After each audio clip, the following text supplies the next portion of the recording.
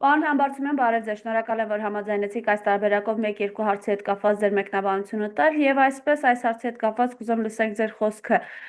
Խայտարակ համեմատությունը հերթական անգամ Նիկոլ Փաշինյանը արեց, նույն հարթության մեջ դնելով Լեռնային Ղարաբաղը եւ Արևմտյան Ադրբեջան մտածածին, այսպես ասենք, խոսույթը եւ նշելով, որ ինքը առաջարկ ունի Ալիևին, իրենք իրենց խոսույթից հանում են դա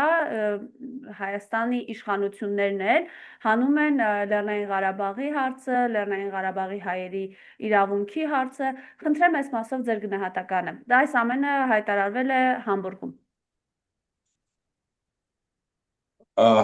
Փաշինյանի երևի թե վերջին 5-6 տարիների ընթացքում արած համարյա յուրաքանչյուր հայտարարությունը խայտառակ է, բացառություն չէ նաև այս հայտարարությունը, որը մնալու է օդի մեջ, այսինքն առաջին մասով այն տեղի չի ունենա, իսկ ադրբեջանցիները երբեք չեն հրաժարվի Արևմտյան Ադրբեջան խոսույթից, հարգելի Մարիամ։ Եվ ինչու է սա տեղի ունենում, որովհետև այն անձնավորությունը եւ սա այս ֆոնին կարելի է հիշատակել նաև այլ հայտարարություններ,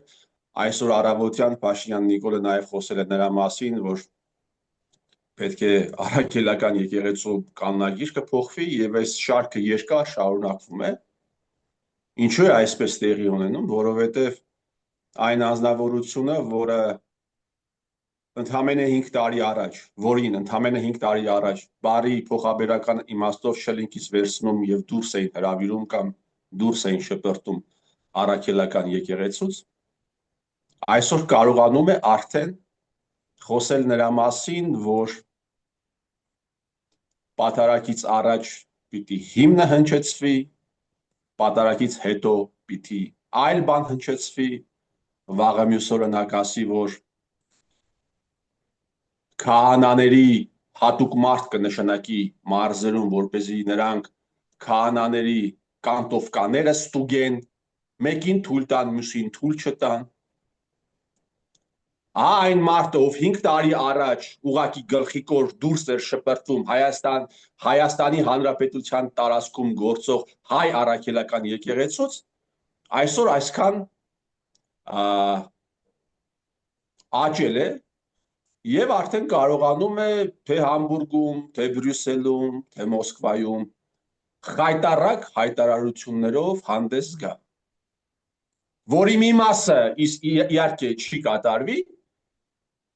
այսինքն հայերը Հայաստանի ղեկավարությունը հրաժարվի, բայց ադրբեջանցիները երբեք չեն հրաժարվի, թեպետ Հայաստանի ղեկավարությունը արդեն հրաժարվել է նա։ Ես ուզում եմ ձեզ հիշեցնեմ, թե ինչպես նաև ձեր հեռուստադիտողներին, ինչպես տեղի ունեցավ եւս մեկ անգամ 100,000-ից ավել մարդ ինչպես դարձավ գաղթական 2022 թվականի հոկտեմբերի 6-ին Արցախում կային 100,000 մարդ, բայց այդ տարածքը 100,000 հայով ինքը ճանաչեց Ադրբեջանի կազմում։ Մարիամ, սա միջազգային մասշտաբի հանցագործություն է։ Մինչ այդ ինքը հանձնարարություն էր վերցրել, որ այդ տարածքում զինված հայ տղամարդ պիտի չլինի։ Եվ սա ինքը արել է եւ նա մարսել է այս ամենը։ Իսկ ինչու պիտի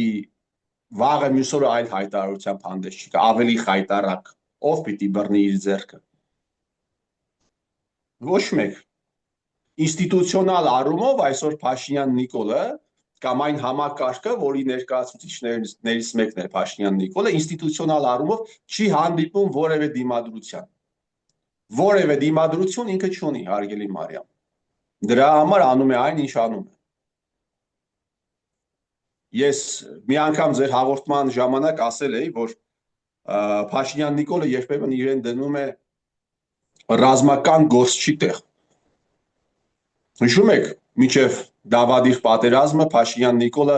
սիրում էր հագնել կամուֆլյաժ, մաներ գալիս Հայաստանի Հանրապետության տարբեր մարզերում,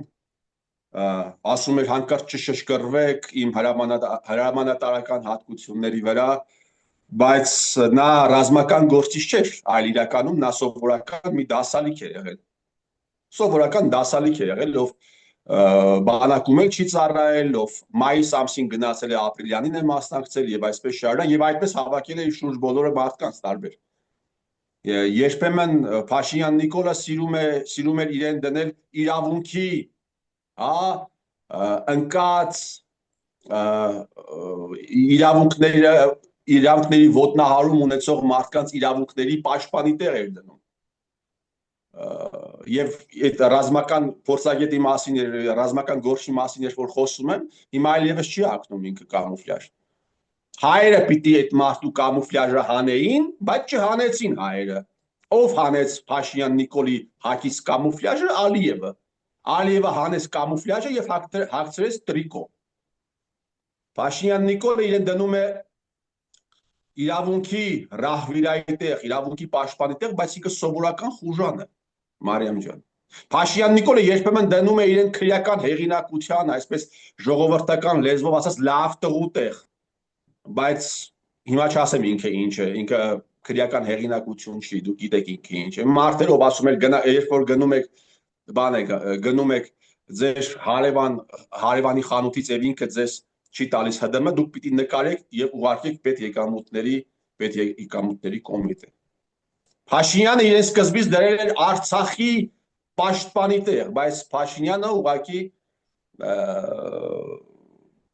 էլի պիտի ժամանակակից հայերենին անդրադառնամ, խուրդեց Արցախ,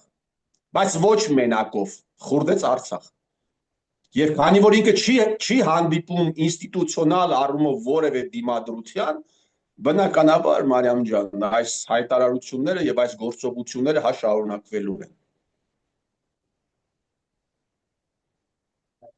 Մենք տեսանք նաև, որ լինելով բանտված, լինելով կալանավորված, բայց մեր սրբազանները ճշգրիտ գնահատականն են տալիս այս իշխանությանը,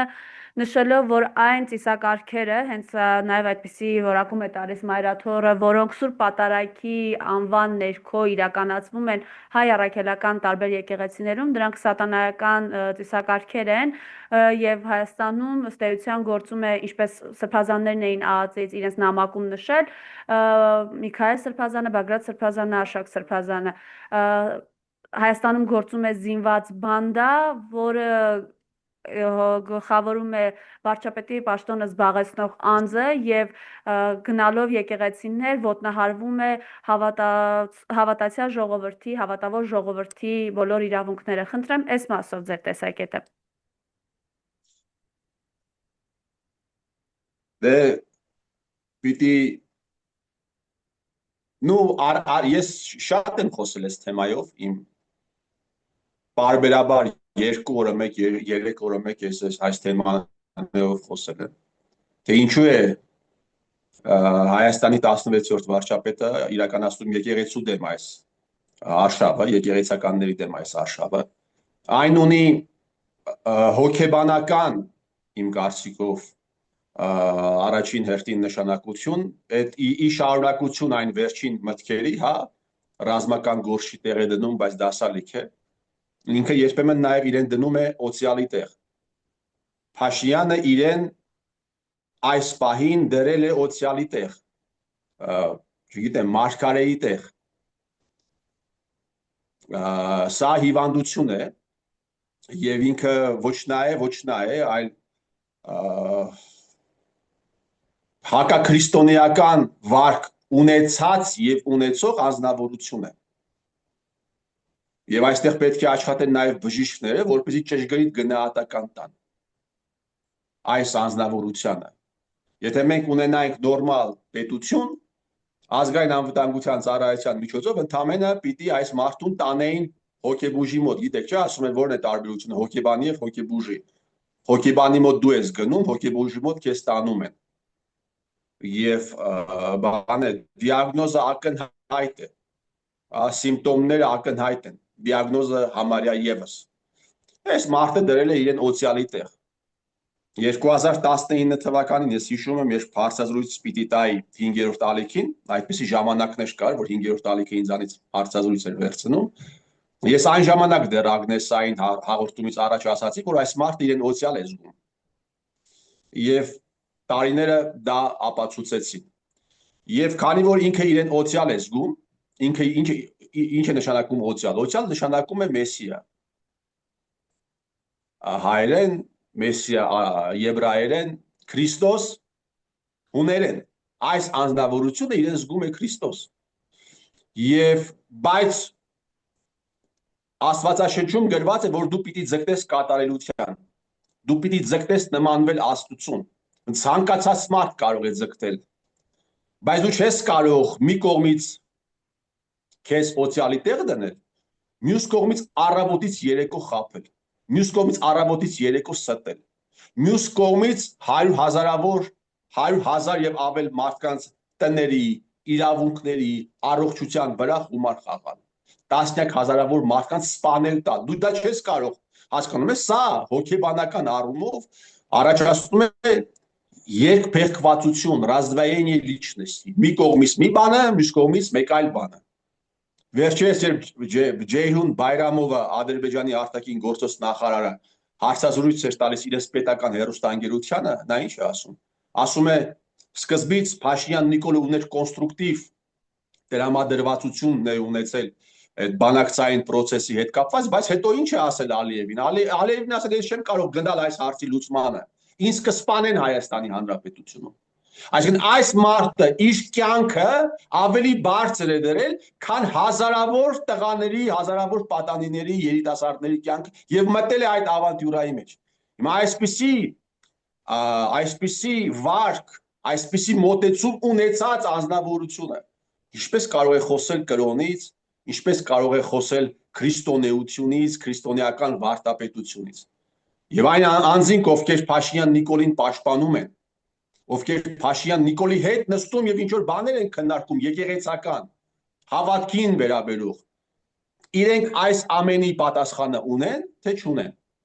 Իրենք այդ դավադրության ժամանակ մարդ կորցրել են, թե չեն կորցրել։ Իրենց հարազատները այդ դավադրության ժամանակ ոտք ձեռք կորցրել են, տուն կորցրել են,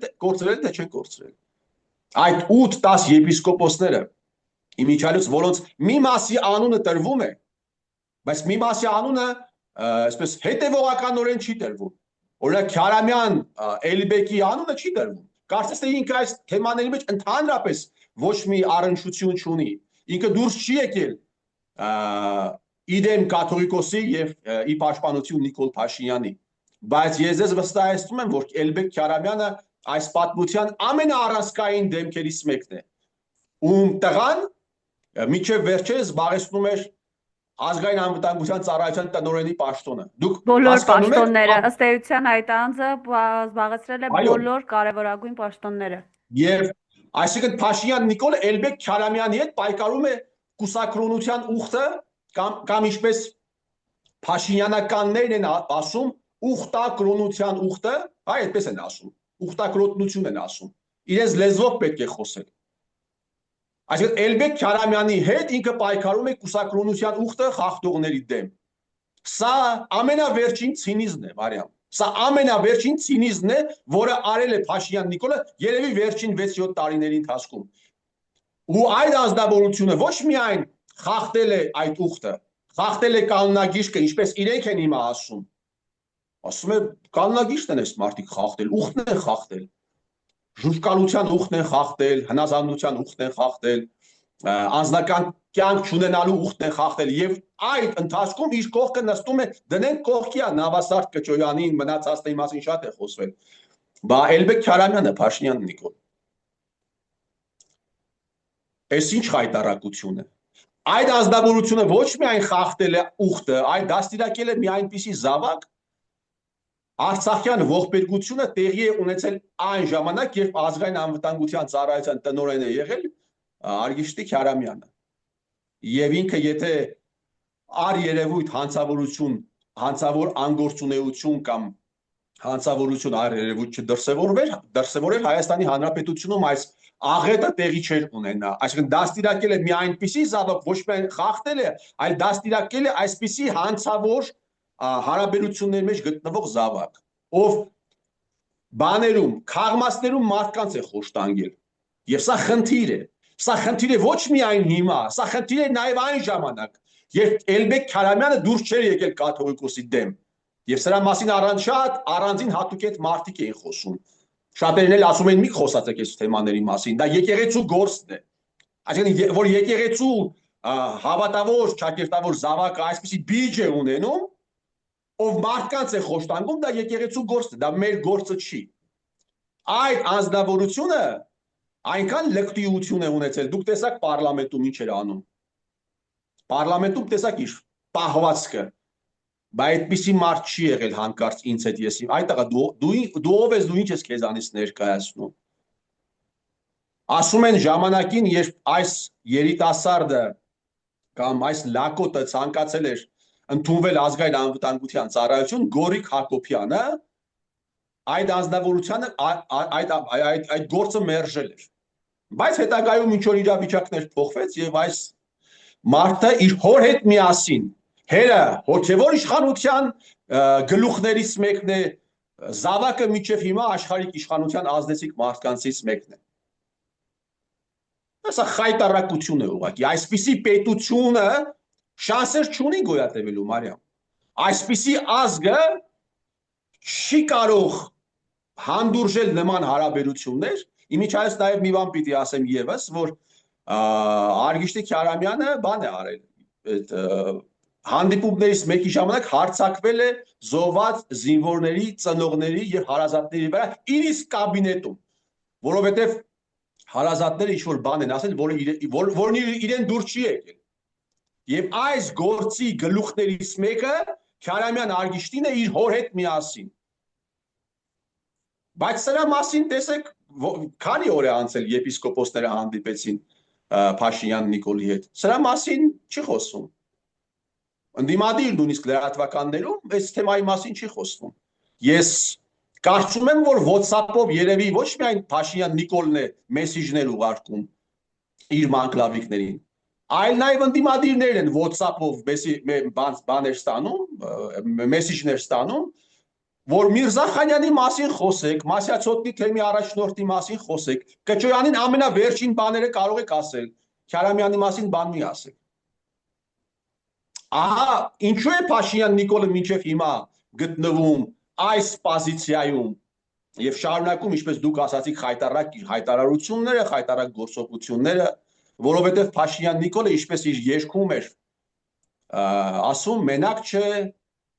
չէ Մարիամ ջան, մենակ չէ։ Փաշինյան Նիկոլի հետ եղել են եւ այն բազմաթիվ հոգևորականներ, եպիսկոպոսներ, դա ոչ հիմա տեղի չի ունեցել, դա շուտվանից էր։ Ազգային անվտանգության ծառայության գեներալներ, ջոչեր եւ այսպես շարունակ։ Բայց մի նկատառում երևի չեք նայում, բայց մեր լսարանը եւ մեր հյուրերը եւ մեր տաղավարը անվանական անդրադառնում է այդ տիրադավներին, ներկայացնելով վերջիններիս հակաեկեղեցական, հակաքրիստոնեական եւ անբարո վարքագիծը, տալով վերջիններիս ճշգրիտ գնահատականը։ Դա կլինի Կճոյանը, դա կլինի Վազգեն Միրզախանյանը, դա կլինի Արգիշտի Քյարամյանի հայրը։ Հիմա գալով Միրզախանյանի հետ կապված, տեսեք ինչ է հայտարարում, ասում է ապրի ձեր լրատվականը, հարգելի Մարիամ, եթե անդրադառնում է ապրի ձեր լրատվականը, բայց ի ապացույց իմ խոսքի դուք կարող եք ընդամենը իմ հարցազրույցից հետո վերցնել, նայել ընդդիմադիր կայքերը եւ տեսնել, թե քանի անգամ են խոսել Միրզախանյանի մասին եւ քանի անգամ են խոսվել վերնագրերի նույնիսկ մակարդակով կարող եք տեսնել շատ ազդեցիկ Քյարամյանի եւ ոչ պակաս ազդեցիկ Քյարամյանի հոր մասին։ Հիմա գալով Վարզյան Միրզախանյանի անձին, որովհետև հենց այսպես անվանական պետք է անդրադառնալ, 2 օր առաջ Ազատություն ռադիոկայանին տված հարցազրույցում ինքը խոսում է այն մասին, որ պետք է վեհապարը հանդիպի Նիկոլ Փաշինյանին եւ գնա իր հանգստին։ Ես կխնդրեմ այս մասով ձեր տեսակետը եւ հենց նույն ռեպորտաժում ներկայացված էր, թե մոտավորապես 2 ամիս առաջ, ավելի շուտ արդեն այս օրերին, երբ որ ագնանում էր հայ առաքելական եկեղեցու դեմ արշավը, 20 օր առաջ ավելի կոնկրետ, ոնց էր նույն Միրզախանյանը ասում, որ մեր վեհապարն է, որևէ հեռանալու քննարկում չկա, որևէ այդպիսի հարց չկա, բոլորիս հոգևոր դասի եւ բոլորիս վեհապարն է նա։ Խնդրեմ այս անբարո վարքագծին ձեր գնահատականը։ Սուրբ գրքում մի բառ կա, որը հիշատակվում է երևի 20-25 անգամ նայած թարգմանության լիցեմեր երեսպաշտ հայերեն։ Այս մարդիկ սովորական երեսպաշտներ են, Մարիամ։ Սովորական, նրանք 10 օր առաջ մի բան են ասում, 10 օր անցնում է մեկ այլ բան են ասում։ Եվ չի փոխվել իրավիճակ, հասկանում եք։ Եթե իրավիճակ փոխված լիներ, եթե հանգամանքները փոխված լինեին, կասենք այո, հանգամանքներ են փոխվել, ինչ որ նոր բաներ են պարզ դարձել։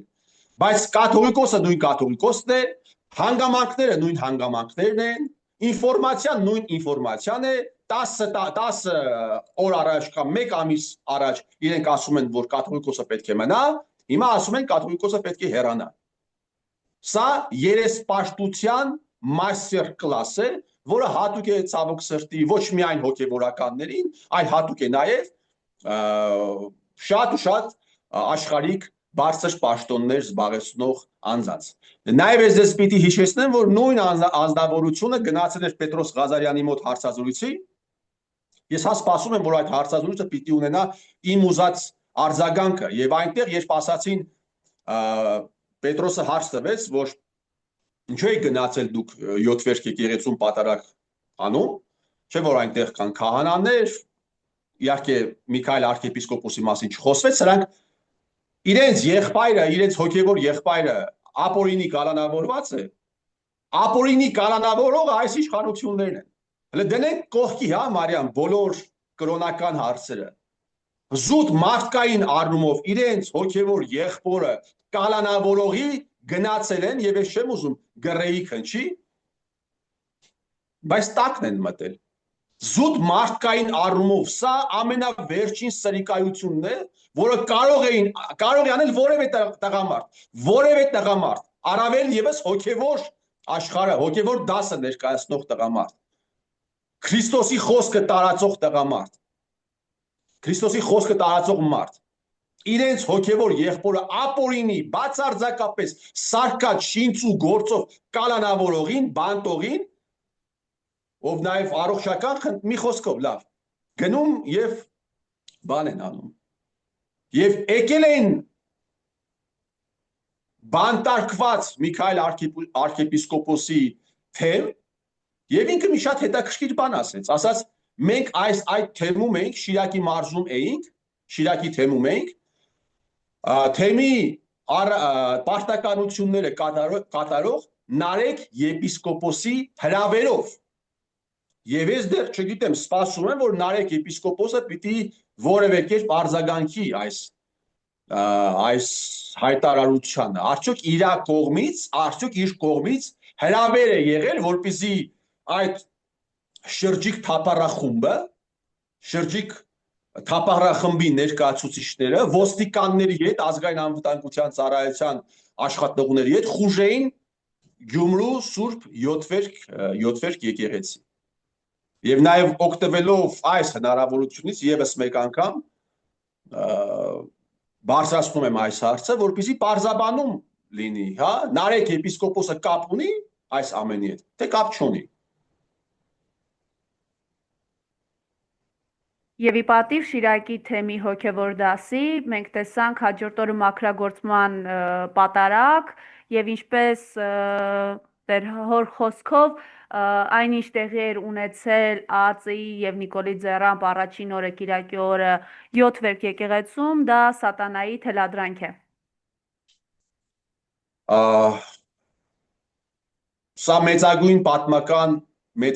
պատմական խայտարակություն է, սա խորը ճգտաժամ է, թե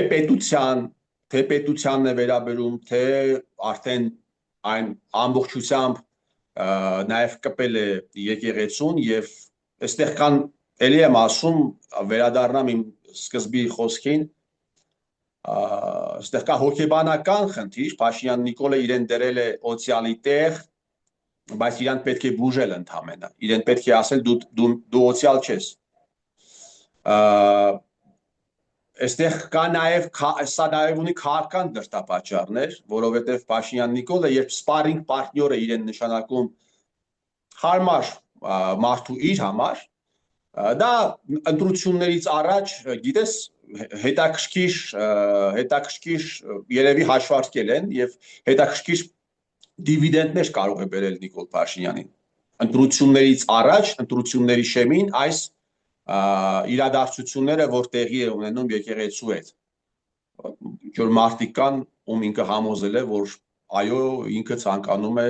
եկեղեցին բարենորոգել։ Արգիշտի Քյարամյանի հոր հետ միասին, Նավասարդ Կճոյանի խարդախության գործով անցնող մարդկանց հետ միասին, ինքը ուզում է եկեղեցին բարենորոգել։ Երևի համոզել է որոշ մարդկանց, բայց այստեղ Մարիամ, բացի այս հոգեբանական եւ քաղաքական խնդիրներից, ես տեսնում եմ, որ ինքը նաեւ ցանկանում է սրանով արտաքին որոշակի ուժային կենտրոնների բարեհաճությունը ունենալ, արտաքին որոշակի ուժային կենտրոնների, ու ես կարծում եմ, որ դատելով այն ամենի հետ ինչ տեղի է ունենում նաև post-սովետական երկրներում, ինչ տեղի է ունեցել post-սովետական երկրներում, Ուկրաինայում,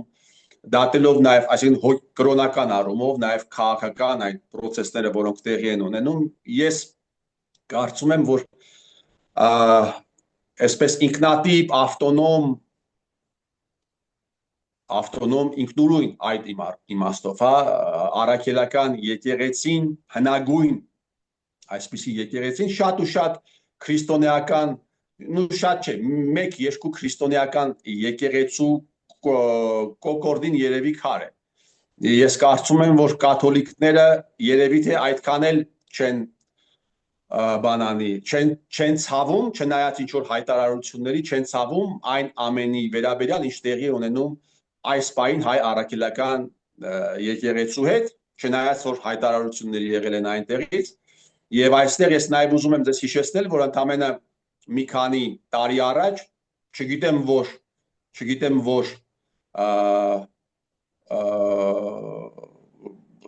ռուսեն բարկա զասլուգա, այդ չգիտեմ որ զասլուգայի համար, չգիտեմ որ արժանինքների համար հանկարծ Հայաստանի Հանրապետության նախագահը Արմեն Սարգսյանը, հանկարծ Հայաստանի Հանրապետության 16-րդ վարչապետը, այդպես էլ բաց բան մնաց, էլի այդտեղ էլի կան մարդիկ արժանացան բարձր կոչումների Հռոմի Պապի կողմից։ Երևի պետք է հարցնել, պետք է իմանալ, այդ ինչ են արել իրենք ընդհանրապես քրիստոնեական աշխարհի համար, որ արժանացան իրենք այդպիսի բարձր բաների, բարձր արժանինքների արժանացան։ Ես կարծում եմ, որ ժամանակը կգա եւ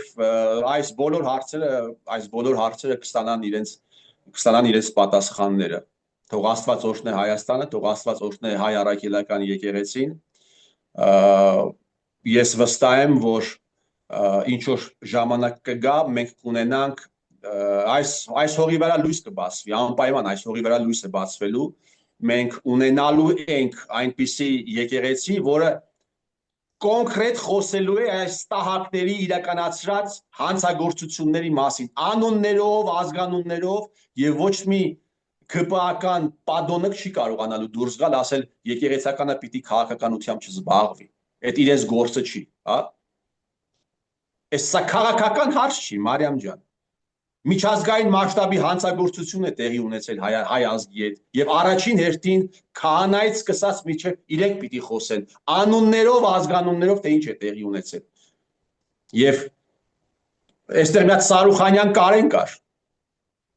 Փաշինյանի թափառախմբի ներկայացուցիչներից է։ Այս մարդը միջև վերջերս տերունական աղոտ գիտեր, բայց գլուխը մտցրել է եկեղեցու գործերի մեջ։ Ինքը դա կարող է, բայց եկեղեցականը պիտի չկարողանա ենթադրենք զբաղվել ազգին վերաբերող հարցերով։ Սա աբսուրդ է։ Սա աբսուրդ է եւ այս աբսուրդը վերջանալու է եւ այո մենք ես վստահ եմ որ ազգը կունենա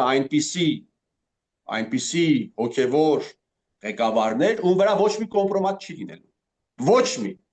որովհետև իրենք ապրած են լինելու այդպիսի կյանքով։ Ոչ թե կլինեն կոմպրոմատներ, իրենք կասեն, մենք թքած ունենք այդ կոմպրոմատների վրա, ոչ։ Ընդհանրապես ոչ մի կոմպրոմատ չի լինելու։ Ես վստահ եմ, որ այդ օրը կգա եւ հոգեվոր իշխանությունը նաեւ նոր քաղաքական իշխանության հետ այս ազգը կառաջնորդեն դեպի չեմ ուզում ասել պայծառ ապագա, որտեղ համ պայծառն են պղծել, համ ապագա բառն են պղծել, չեմ ուզում նաեւ ասել առաջ, որովհետեւ առաջ բառն էլ է պղծված, կառաջնորդեն ընդհանրեն, այսպես ասեմ։ Եվ վերջին հարց հերթական ողբերգությունը բանակում զինծառայողի դի է հայտնաբերվել, մենք այն ողբերգական օրերն ենք ապրում, որ լուրը եկավ, լուրը ֆիքսեցինք, անցանք առաջ, ինչպես օրինակ, որ 15 զինծառայող վառվեց Ազատի զորամասում, ինչպես օրինակ, որ մահերը պարբերական են լինում, պարբերաբար են լինում բանակում, ինչպես օրինակ հրակատարողական հիմնարկներում միայն այս տարի 22-23 մահ է գրանցվել եւ այս իրականության մեջ բանտված են մեր սփազանները, բանտված են շատ ու շատ մարդիկ, որոնք եւս իրապես առողջական լրջագույն խնդիրներ ունեն, համեցեք։ Մարիամ ջան, բանտված ենք բոլոր այն մարդիկ, ովքեր այս ամենի հետ հաշտ չեն, ես չեմ խոսում այն մարդկանց մասին, Արգելի Մարիամ, ովքեր հաշտ չեն, բայց իրենց ֆինանսական վիճակը գնալով լավանում են։ Ես այդ մարդկանց մասին չեմ խոսում։ Ես խոսում եմ իրապես այն մարդկանց մասին, ովքեր ցավ են ապրում։ Ովքեր, օրինակ, ես եղավ 7 տարի բանտված եմ։ Ազատ աքսորի մեջ եմ կարելի ասել։ Զրկված բոլոր իմ իրավունքներից։ Բոլոր իրավունքներից, նույնիսկ աշխատելու իրավունքից են զրկել, պատոնքշան որդիները։ Բանտված վիճակի իմ մոտ։ Շատ դեպքեր է եղել, ես ասել եմ, Աստված տա գոնե մի 2 ամիս կամ մի տարի իրապես բանտված լինեի, որպես այս լիքը խնդիրների հետ չանդրադառնայի, չառնչվեի։ Եվ իմ նման շատ մարդիկ կան, ովքեր իսկապես ցավ են ապրում, տեղի ունեցածի հետ կապված եւ գտնվում են փակված վիճակում։ 4-5 չեմ հիշում ինչքան արդեն ելքս փակ, բայց կան մեր կողքը մարդիկ, ովքեր մեզանից բարձր են խոսում, մեզանից բարձր են գոռում, հարցրեք այդ մարդկանց, տունդ ո՞նց է սպահում, տղա։ Տունդ ո՞նց է սպահում։ Մեքենաները որտեղից քեզ, այդ տները որտեղից։ Բանտված ենք բոլորով, Մարիամ ջան, այն մարդկանցով, ովքեր հաշտ չեն։ Բանտված ենք, փակված ենք, չեմ ուզում ասել քաղաքական բանտարկյալներ ենք, որովհետև Հայաստանի Հանրապետությունում քաղաքականություն գոյություն չունի։ Պատանդարության մեջ ենք մենք գտնվում, այնպես ինչպես են 100-ից ավել զինվորականները, ինչքան ես գիտեմ, ըստ վկայությունների 400, ովքեր գտնվում են դիրքերից մեկում մի քանիսում պատանդարության մեջ, այդպիսի պատանդարության մեջ են գտնվում նաև մենք։ Եվ այս ես հիշում եմ 21 թվականին հունիս ամսին ընտրություններից մի քանի օր առաջ, երբ ես ելույթ ունեցա ձեզ մոտ, եկել էի ձեզ մոտ ոչ թե հեռավար կապով, եւ ես ընտրությունների հետ կապված ասացի ինձանից առաջ մի ընդդիմադիր պատգամավոր էր, ով ասում էր հաղթելու ենք, կրելու ենք, բան այդպիսի բաներ էին ասում, ես ասի դուք չեք հաղթելու, բայց դուք նաև չեք պարտվելու ընտրություններում, պարտվելու ենք մենք, որովհետև ես այդ ժամանակ չէի հասկանում, թե օրինակ Փաշինյանի հաղթանակից հետո ոնց պիտի իմ նման մարդիկ այս երկրում ապրեն, չէի պատկերացնում։ Եվ այդպես էլ տեղի ունեցավ։ Եվ Աստվածաշնչյան խոսք կա, ասում է ճշմարտությունը կիմանաք եւ այն ձեզ կազատե, ես ցանկանում եմ ճշմարտություն այս ազգին։ Որպեսզի ճշմարտությունը թող բացվի, արևի պես բացվի եւ մարդիկ իսկապես իմանան, թե ինչ է տեղի ունեցել եւ զարմանալի բան պիտի ասեմ, ինչքան որ ճշմարտությունը մարդկանց է պետք, ժողովրդին է պետք։ Այդքան էլ ճշմարտությունը այսօր պետք է այն մարդկանց, ովքեր այս արհավիրքը բերել են ժողովրդի գլխին։ Որովհետև դա նաև իրենց է ազատություն տալու։ Իհարկե դա այդ ազատությունից հետո պետք է գա նաև հատուցման պահը, բայց դա նաև իրենց է պետք։ Ինչքան որ ժողովրդին է պետք, այդքան էլ հանցագործին է պետք, որպեսզի ինքը ընդունի, թե ինչ չափերի է հանցագործություն իրականացրել եւ հատուցի այդ ամենի համար հանգստան։ Շնորհակալություն, պարոն Համբարձումյան։ Ես եմ շնորհակալ։